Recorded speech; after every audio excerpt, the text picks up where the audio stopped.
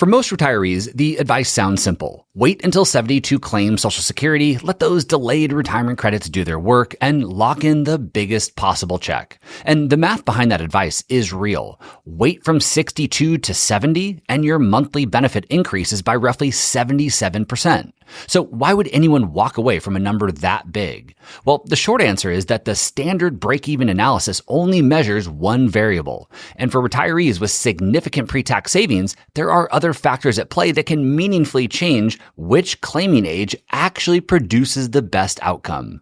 When those factors are part of the conversation, the wait until 70 answer doesn't always hold up. Last week, I was joined by Josh Rendler, a partner at our firm who spends his days deep inside our clients' retirement plans, and he shared some of his unique thoughts on Social Security timing.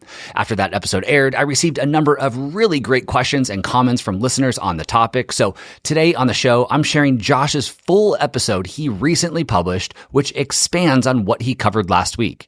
He walks through the story of a 62-year-old woman named Carol who has a $1.5 million IRA and is wrestling with the same should I wait until 70 question most retirees are asking themselves. And the way Josh worked through her case study offers a useful framework for anyone weighing the same decision.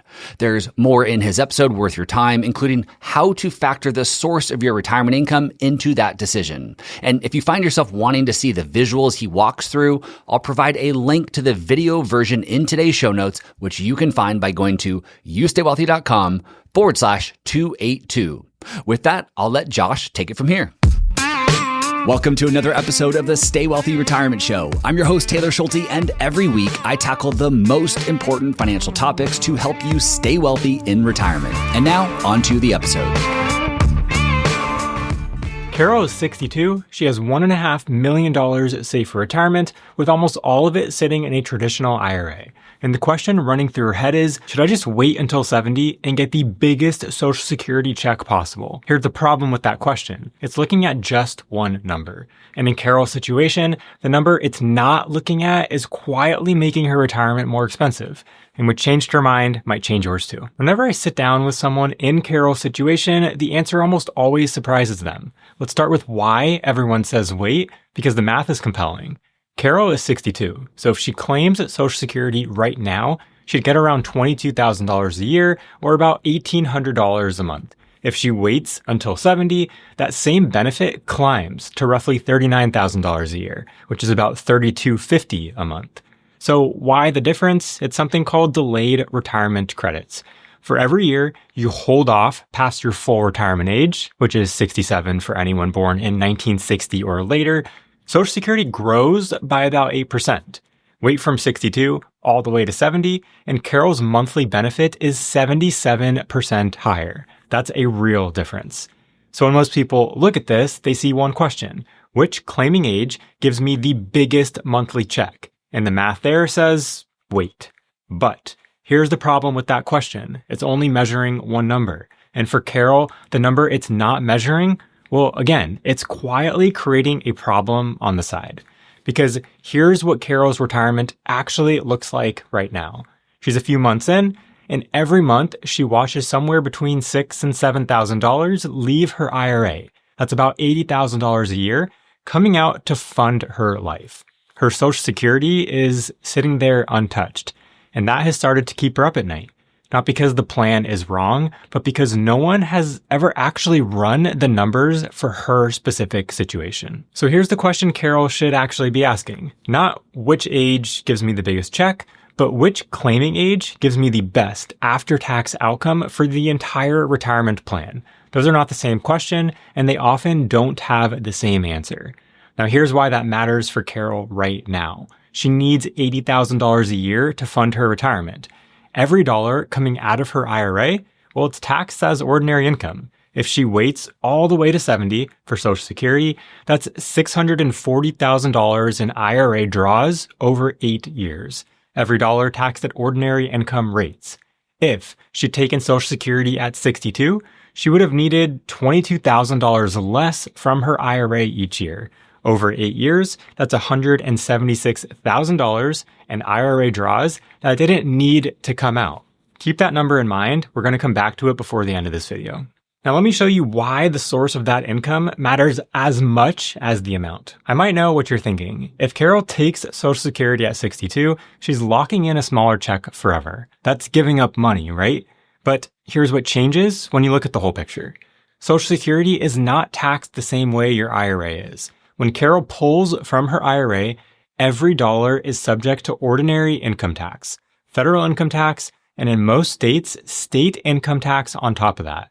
Basically 100 cents on the dollar. Social Security works differently.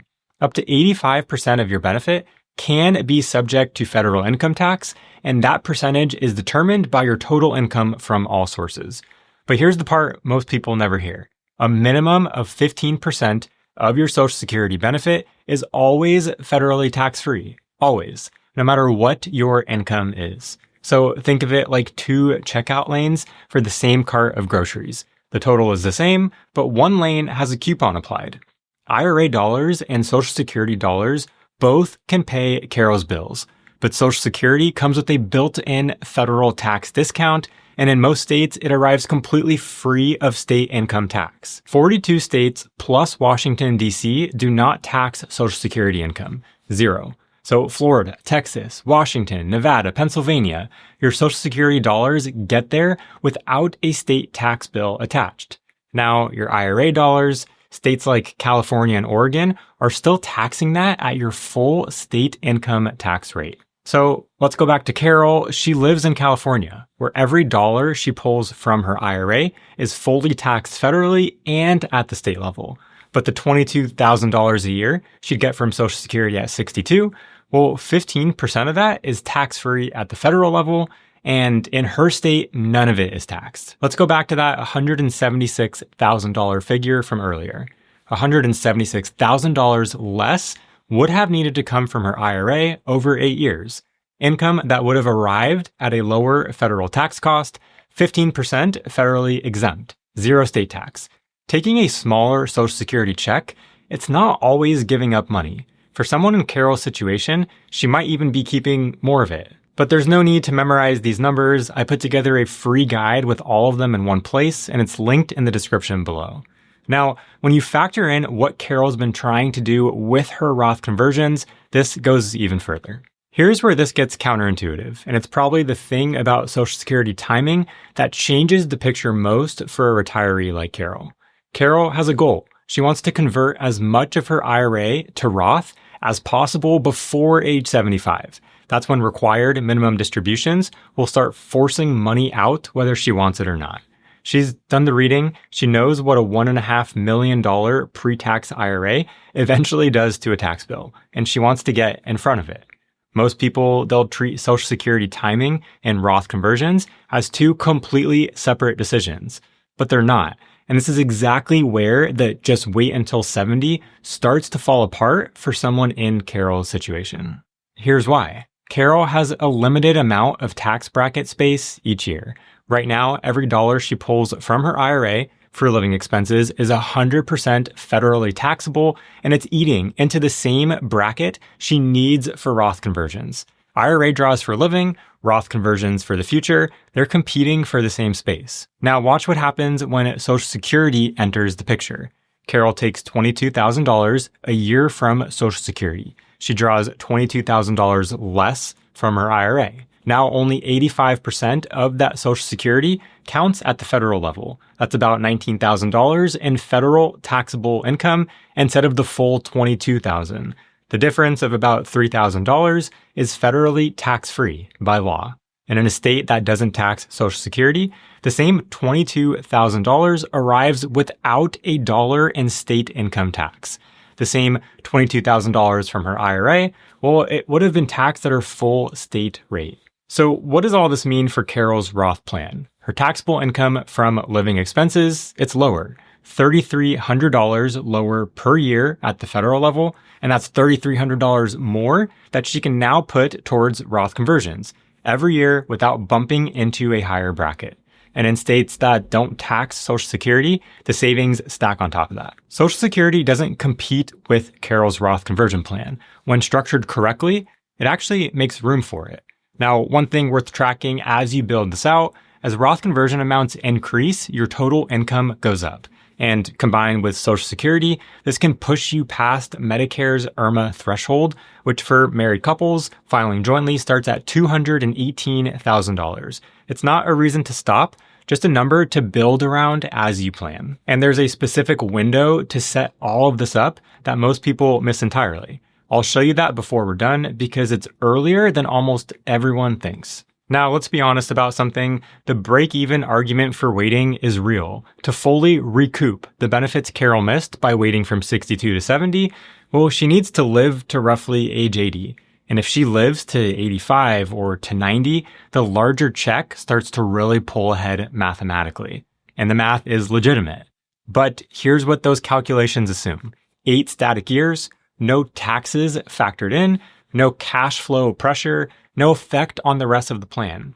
And they leave out something that doesn't fit in a table. Carol's worked for 35 years. She paid into this system the entire time. She wants to see that money start working for her. The idea of waiting another 8 years to collect a single dollar from Social Security while her IRA drops every quarter, it doesn't feel like optimization. It feels like being penalized for saving.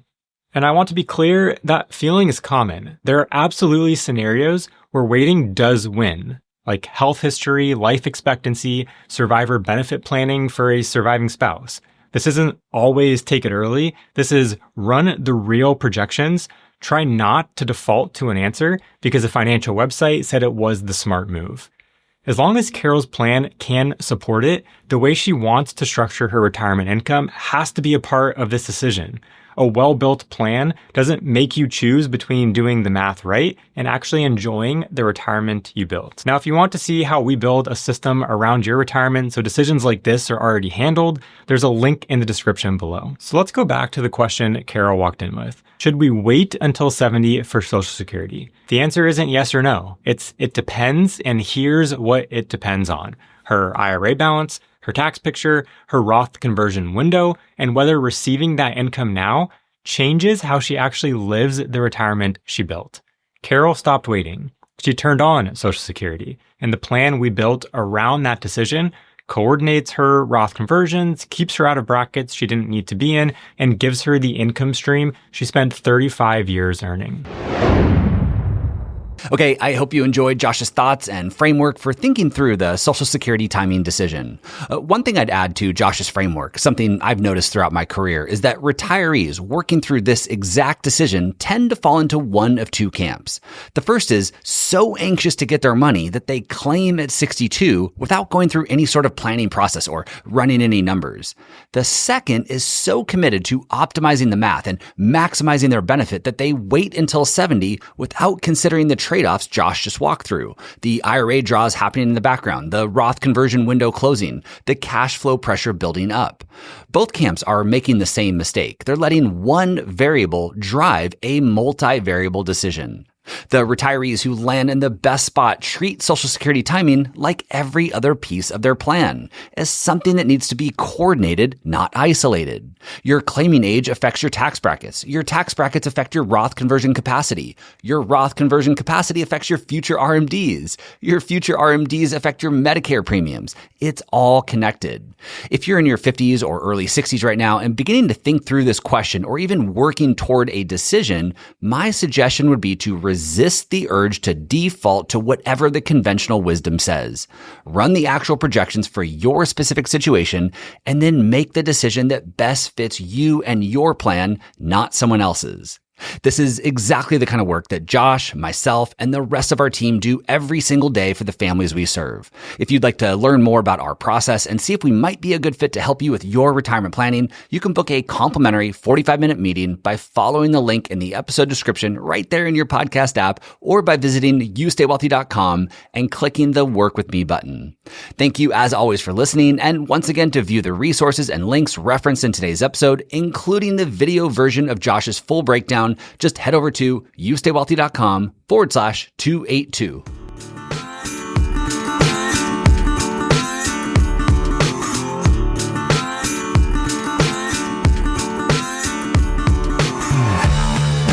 This podcast is for informational and entertainment purposes only and should not be relied upon as a basis for investment decisions. This podcast is not engaged in rendering legal, financial, or other professional services.